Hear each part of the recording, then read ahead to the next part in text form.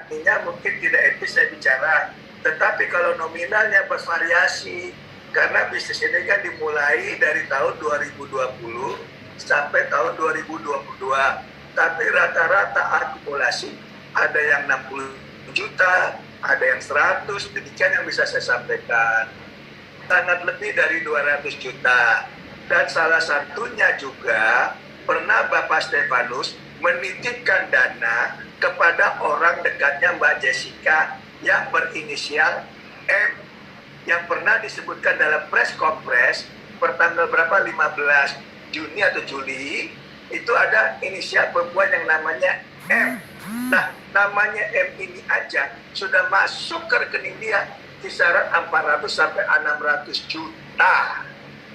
Baik, itu seperti saya bilang dari awal, kita ada sering dikomunikasikan dengan pihak rekan-rekan media, saudara-saudara saya dari media.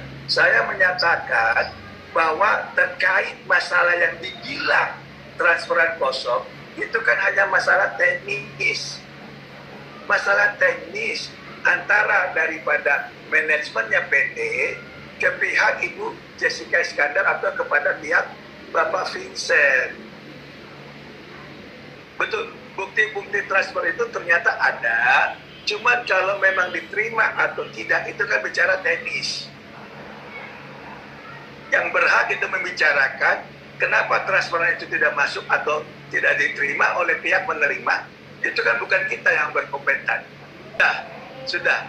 Nah, makanya kita sudah memiliki transfer, tapi dianggap sama Ibu Jessica ataupun Bapak Vincent, dianggap itu transferan kosong atau transferan palsu.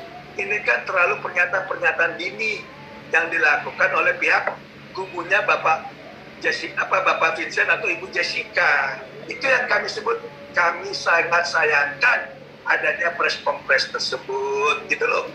Saya bisa jelaskan, dari versi klien kami bukan 30.000.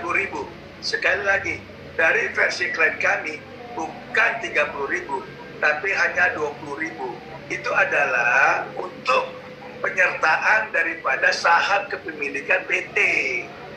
Kan artinya dengan ada titipan tersebut nanti dikompensasikan. Kalau memang secara akumulasi PT mendapat keuntungan, maka saudara Jessica Iskandar akan mendapat keuntungan. Berarti bisa disebutkan bahwa ini sebuah investasi dari Jessica Iskandar. Sebuah investasi, betul sekali. Kalau kita cerdas, ini adalah awalnya bentuknya komitmen, kerjasama, bukan terkait dana pure. Misalnya saya menyerahkan dana ke kamu, ya, tanpa ada perjanjian, tanpa ada komitmen. Betul banget. Itulah tadi ini kepada Jessica Iskandar. Betul, semuanya dokumen ada di Mbak Jessica sama Vincent. Makanya saya dari awal menanggapi press conference pada pertama kali awal ya, kita bertanya, tolong secara jujur bicara kepada masyarakat, bicara kepada publik melalui media. Ini sesungguhnya murni apakah dari pihak korban kepada saudara Stefanus atau adanya perjanjian kerjasama.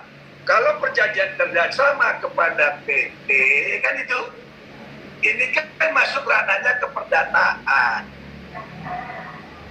Kalau memang keperdataan, kenapa harus lapor ke polisi?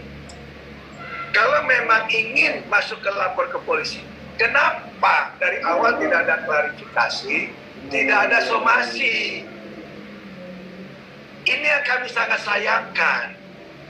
Kayak saya, sebelum melakukan upaya-upaya hukum yang selanjutnya, saya sebagai advokat itu memberikan kesempatan yang namanya somasi. Tolong jawab somasi kami, apakah ini benar atau tidak, gitu loh. Jadi semua masalah bisa on paper, bisa secara kertas dipertanggungjawabkan, bukan hanya melalui cuap-cuap di media. Oke, Bang, berarti ada bantahan ya, Bang? 1000% tidak tepat. Karena kenapa? Semuanya ini dibungkus oleh yang namanya perjanjian. Kalau kita melakukan suatu perjanjian, kita menghormati itu sebagai undang-undang bagi para pihak. Kecuali tidak ada perjanjian dan ada bukti-bukti konkret, boleh. Itu yang namanya delik aduan. Ini harus dibedakan loh.